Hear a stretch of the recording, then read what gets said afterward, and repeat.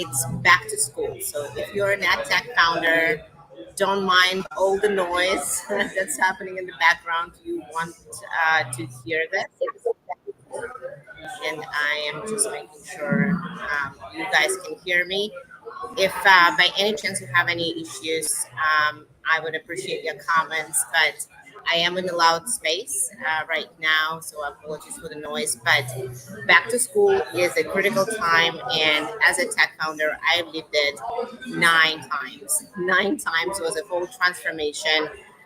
From June, July, August, September, those are critical months and once in a lifetime, once in a year Super Bowl for edtech founders. So I didn't want to go live because now it's end of June and it's critical time. And today we're going to talk about edtech scaling strategies for back to school. I'll share some lessons learned and tips for edtech founders, both on B2C side and B2B side. And also, if you guys haven't seen and you're an early stage edtech founder, I'm hosting a free edtech challenge that will go in much more detail in early scaling strategies, business models, pricing, doing the proper research that you need to build your business with clarity and confidence. And that challenge is starting on July 9. So if you haven't seen it, I'll link it up after the live. And of course, feel free to reach out and DM me to ask about the challenge. It is really invaluable for anyone building an attack. And so that's why I wanted to use today's opportunity to share some of the highlights from that. So I'm going to share 3 lessons or 3 strategies for B2C side if you are selling or signing up teachers and/or parents directly, and other sort of individual users, as well as if you're playing the B2B side of things. So the first lesson I did want to share on B2C side is really to manage the back to school as a campaign, right? Typically, what happens every back to school is similar, but not exactly the same. Every year, there is a common theme. You can do some social listening on what's hot and viral on and trending on Twitter, on Instagram, on different channels. What are some of the teacher influencers are talking about? What are some of the companies are talking about? How's their content doing? What's kind of the broader theme? What's happening in the environment? And of course, a big year was COVID when there was a very particular theme. But every year there is a theme. There is something that's really in the air, and it really is helpful for the whole team to get aligned behind that sort of central motion or central idea as you're re-emerging from that back to school, right? Typically, if you are in B2C, right, you have both the retention challenge, retention opportunity, as well as the new growth, right? So you have to manage both, but they really are, you can come out as a different company from this back to school, which is really critical once in a year opportunity in attack that we get as founders. So the second lesson I wanted to share is really thinking about the mindset of those teachers or those staff members, because even June you're trying to sign them up and have them do work.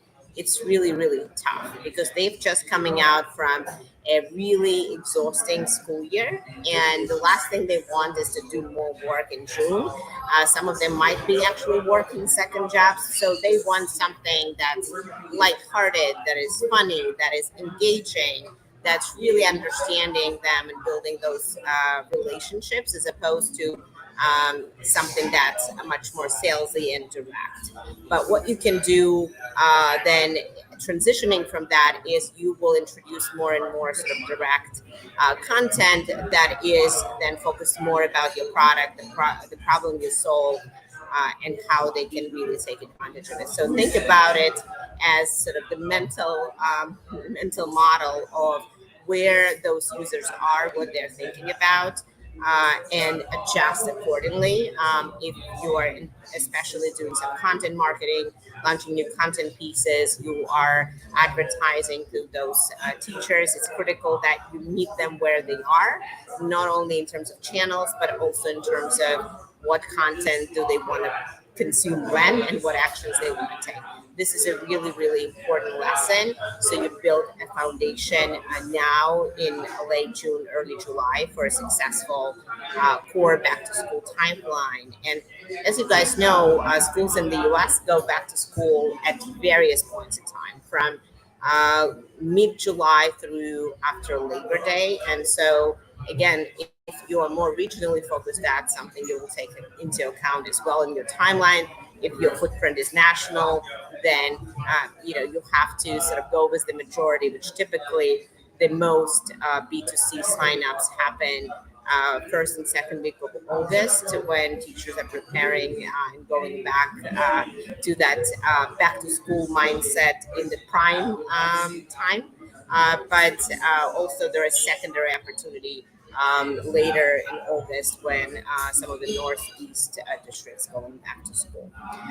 And the third and last point I wanted to mention on the B2C side is actually dual strategy, not forgetting the teachers that you need to retain, not forgetting the teachers that you would want to advocate for you, because what's really happening in education typically is educators want to buy from educators. Educators want to, they trust other educators. So the more your content and the more your voice, your stories, your testimonials are reflecting that, the better off you are. And then there are themes that are timeless, right? All teachers need free supplies, and that's always a big opportunity to create some engagement, create some really alignment with the teachers and their needs, right? Classroom makeover, giveaways, various other social activations that do really, really well always with teachers, but in this time of the year in particular. So that's those are B2C insights. And again, we talked about managing as a campaign. We talked about meeting teachers and other staff members based on sort of where they are mentally in that back to school cycle. And then we talked about sort of educators' mindset, right? And sort of activating and being in tune with the educators. And that means those specific giveaways and leveraging your retained users, your advocates to really create content and be part of your strategy overall for back to school. So those are the three things we talked about for the B2C side. And again, in our EdTech challenge, we're going to talk much more in detail about those things, as well as really practical examples that you can use to implement this back to school already. And it's a very exciting opportunity to dive in. But on B2B side, I also wanted to share very quickly three lessons and three strategies you guys can use. So the first one is really important, because if you are primarily selling to districts, now those sales are perhaps starting to slow down, right? And you're already noticing that because the timeline of the July 1 budgets, right? When typically by now most of the districts have allocated their current budgets. And so there are some stragglers always, but the majority of them have completed the process and now have line items in their budgets that are approved. So a smart strategy at this point in time, if you want to have short-term impact, is really focusing on the schools, because schools are much more agile. They're still making decisions during back to school very actively and pursuing new tools and solving some important areas for them to go back to school with. So, and now is a great time to think about those back to school campaigns for the school level deals and school level customers. The second thing, which is again very relevant for what we talk about with teachers, is really understanding when they go back to school. because you want to reach them where when they are. And so again, with the schools, you typically would want a more regionalized approach, not a spray and pray. You would want to know where your maybe leverage is from the perspective of your current customers and current users, and you would want to double down on those areas, and you have to clearly know when they go back to school. And the reason why you want to know when they go back to school is, of course, because that helps you understand when they're going to be in the office. Typically, they come back a few weeks before the principals and the school staff, so you would want to reach out to them and be able to approach them at the right time.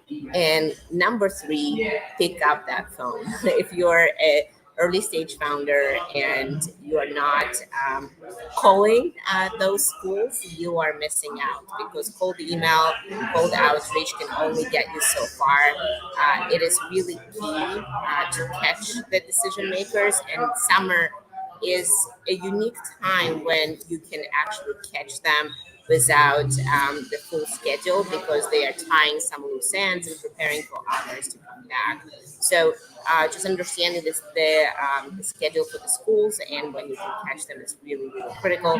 So again, on B2B front, we talked about three different strategies. Number one was focusing on schools rather than districts, and this time of the year because of the budgets and July 1 timeline. We talked about understanding clearly which regions you go after when they go back to school, and getting in alignment with that schedule, focusing on majoring on majors where you already have footprint and some traction, or maybe where you are geographically. That's also a good starting point. And then number three is really picking up the phone. So if you are a founder and you haven't called a school yet and you are seeking to make your first customers and close your first deal in ed tech, DM me. I want to know that you made this call, you watched this video, and do join the ed tech challenge. They're starting July 9. And we'll spend 1 hour each day, it's 2 p.m. Eastern, on a critical topic that will help you accelerate your growth for your company. And thank you guys for being here today. And I'll see you soon for other lives. We have a series of EdTech lives this week and next. So I look forward to catching up.